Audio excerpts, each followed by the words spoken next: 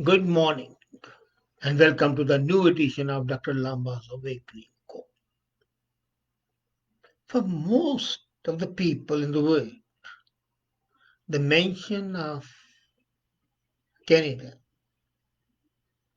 conjures up a vision of people who are good, of a country with a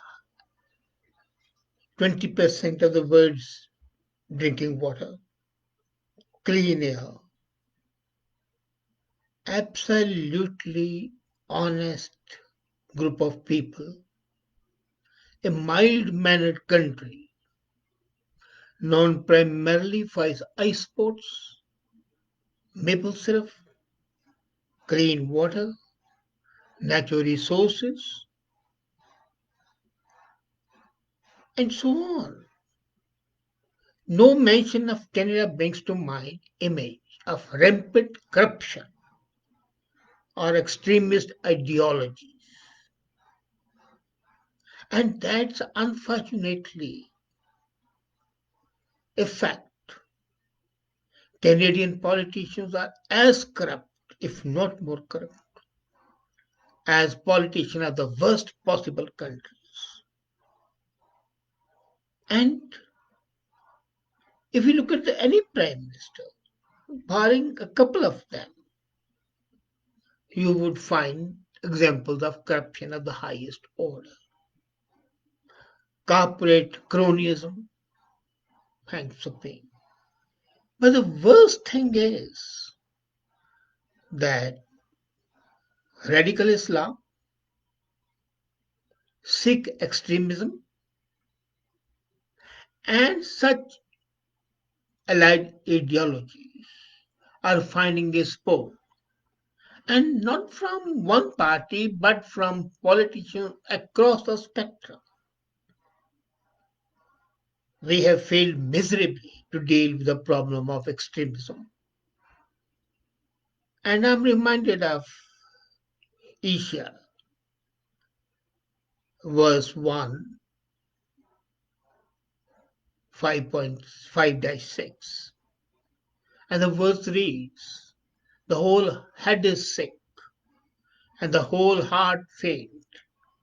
From the sole of the foot even unto the head there is no sound asleep, but wounds and bruises, and putrefying sores. They have not been closed, neither bound up, nor mollified by the ointment. Canada is classified as a democratic first world nation, with an economy advanced enough to take part in a group of seven. That's another thing. That another 2 years and it would be at number 10. Canadian armed forces have fought against Islamic terrorism. They have fought against communism. They have fought against Nazism and fascism. But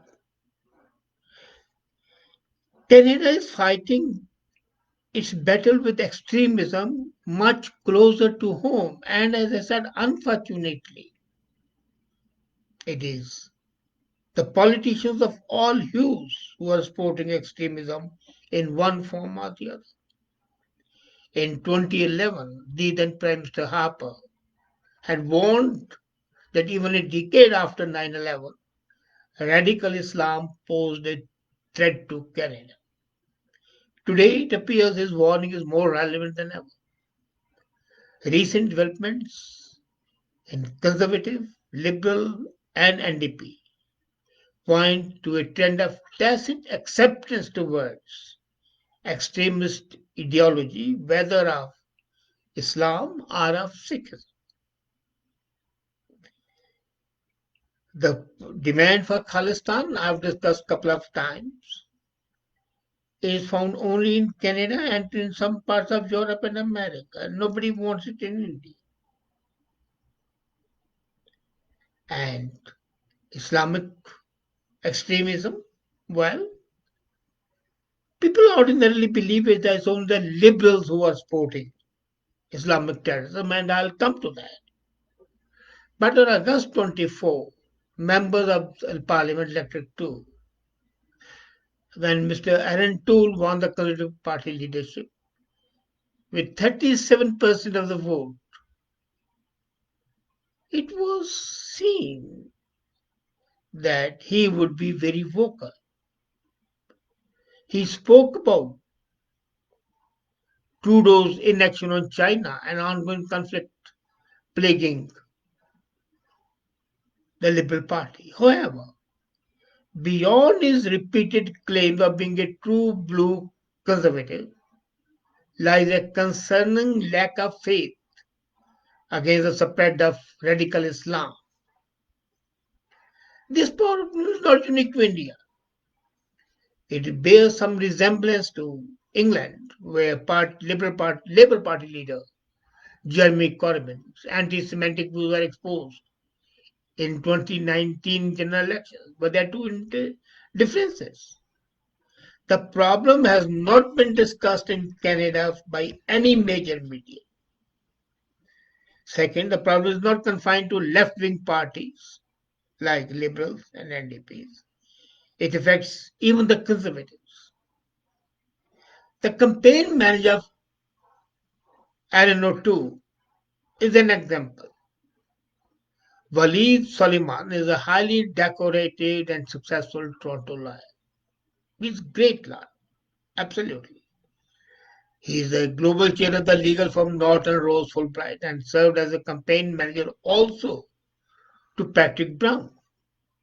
But he has many connections with Muslim Brotherhood and chiefly through Muslim Association of Canada. This organization, Muslim Association of Canada, was named by RCMP in a police search warrant, which discovered that this organization had sent $300,000 to Irfan, and Irfan has been declared a designated terrorist organization. So, if one organization funds a designed designated terrorist organization to the tune of $300,000, what conclusion you would draw from that? And this was designated way back in April 2014. It lost its charity status in 2011 because it gave $14.6 million to Hamas-backed terrorists between 2005 and 2009. And that is connected to the chief of the campaign of Aaron O'Toole. But apart from sending money to the designated terrorist groups, MAC runs mosques, which is a good thing. But unfortunately, these mosques are known for the extremist rhetoric.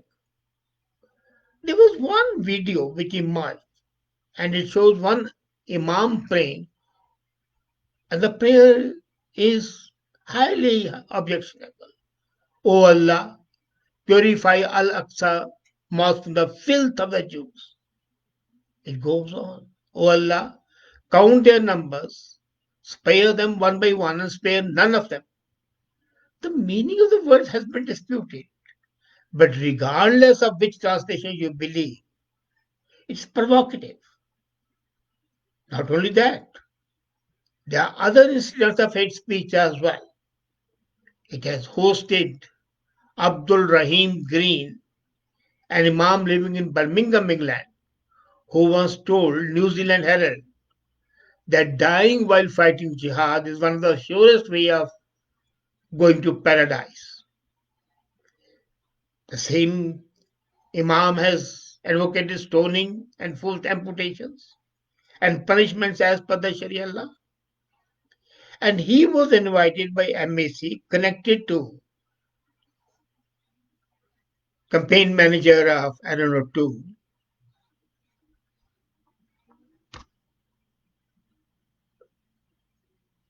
Imagine it. Not only that, on another occasion, Grand Mufti of Jerusalem, Imam Akram Sabri, was also invited to speak. And he called Jews filthy creatures and spoke highly of the child suicide bombers. This is the sort of a thing.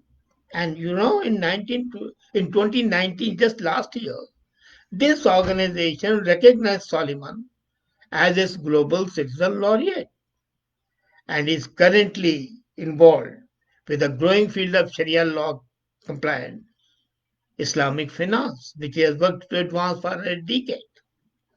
Knowing this, imagine now, Doug Ford, Premier of Ontario, appointed him chair of the Capital Market Modernization Task Force to modernize provincial investment and regulatory rules for the first time in 15 years.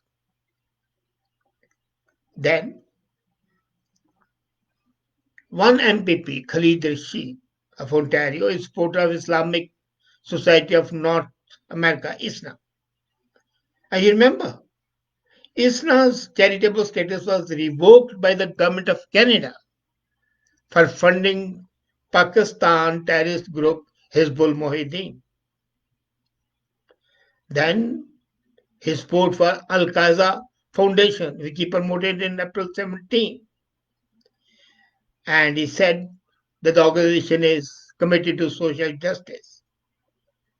But he did not mention about the Muslim Brotherhood links. Khalid Al-Qas, the charity's founder, served as Foreign Relations Secretary for Muhammad Morsi, former president of Egypt, who had close contact with Muslim Brotherhood. And he was imprisoned when Morsi was removed. His brother-in-law, a Canadian citizen, Ahmed Attia, campaigned for his release and is a member of MAC. So, the party is doing so that it can gain sympathy in approximately 1 million Muslims, who constitute 3% of Canada's electorate. So how can Conservative Party afford to ignore them? Best way, cater to the extremism, although extremist element is very negligible minority. There are people like Aslam Gora, Tariq Fateh, and host of others who are leading anti-extremist views and propagating them. Yet the conservatives are not open to all Muslims. A very secular Muslim, Salim Mansour, he devoted his life to oppose extremism, and he was personally experienced the Indo-Pak wars. He came to Canada, studied here, but he was not given even the membership because his views were considered to be Islamophobic. So liberals are equally guilty. Now let's come to the liberals. The most prolific is MP Omar Jaffer. Human Rights International, he arranged $68,000 to be given to Irfan Canada, the designated terrorist organization. And the former immigration minister and now the premier of Alberta, Jason Kenney, had stated that this group was radical, anti-Islamic, and he called the funding of this group to be shameful. CAF, Canadian Association, has compared Israelis to Nazis, and they say encourage the murder of the Jewish children. It was the subject of finance and the subject cleaning. And Al Gabra was not the head of CFA when this happened. But according to Jason Kenney, Al Gabra had criticized the decision to defund CAF. You remember? He wrote a letter to the Toronto police chief, Bill Blair, criticizing him for his participation in Walk for Israel event. He opposed anti-terrorist bill. He accused RCMP and CSIS of systematic errors in profiling potential. And He hosted International Day of Solidarity with Palestinian people, nothing wrong with that. But the people who organized it had dubious links. Another MP, Ikra Khalid, is equally in cohort with the Islamic extremism.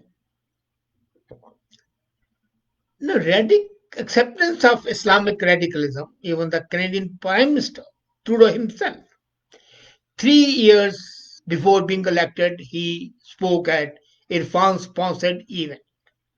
Now imagine if Prime Minister, a would-be Prime Minister speaking at an organization which is deemed to be extremist organization. Then NDP, the leader himself is supposed to have links with the Khalistani groups, World Sikh Organization, and others. And whether they have they are Khalistani or not, they have sympathies with those people. And if you remember, Jagmeet had refused to condemn Parmar and other people who were responsible for bombing Kanishka. Unfortunately, neither the Liberals nor the Conservatives nor the NDP have received backlash for allowing these connections with the extremists. Corruption, we already know, we need not talk about it, the latest being the We Charity. So, Canada, which is supposed to be one of the finest countries, is mired into the controversies where the political leadership condones or turns the blind eye to the extremist activities. How long can it be tolerated? And would it continue? Corruption is there. But my concern is that when the politicians of all hues are directly, indirectly having sympathies, sneaking sympathy with extremist elements, how shall the public react? Especially that group of people who are honest Canadians, dedicated Canadians, live by their Canadian values and their traditions, and such activities are anathema to them.